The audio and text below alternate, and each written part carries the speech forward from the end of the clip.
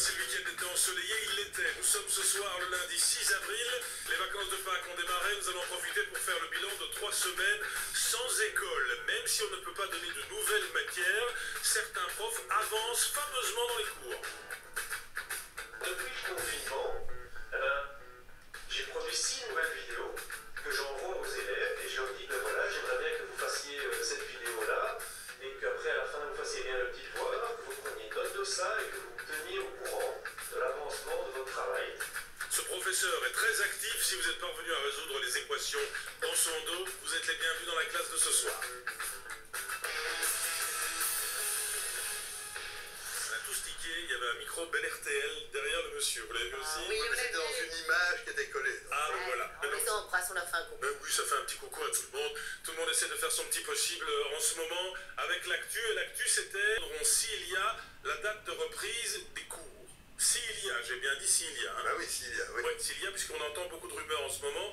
Mais voyons d'abord quels sont les profs qui donnent de la nouvelle matière. Et voyons quelles sont les différences entre la Flandre et la Wallonie. C'est la grosse enquête de Jacques Gray.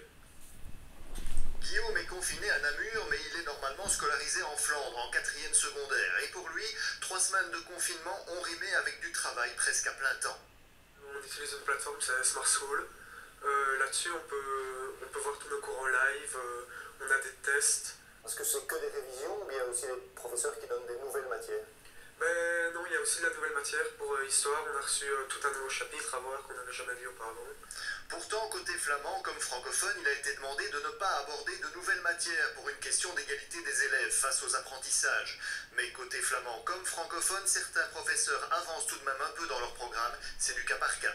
Donc il y a certainement des disparités selon les écoles, selon les tempéraments des enseignants, selon les matières, et ces disparités sont énormes, de facto.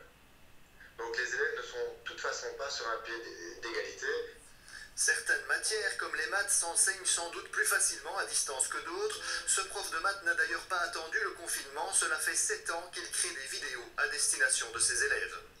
Depuis le confinement, j'ai produit 6 nouvelles vidéos que j'envoie aux élèves et je leur dis, voilà, j'aimerais bien que vous fassiez cette vidéo-là et qu'après à la fin vous fassiez bien le petit devoir, que vous preniez note de ça et que vous me teniez au courant de l'avancement de votre travail. Eh bien, je veux dire que les élèves me répondent, oui, on les a regardés, oui, on a fait le devoir, je reçois plein de réponses tous les jours. Mais l'enseignement à distance a aussi parfois ses limites.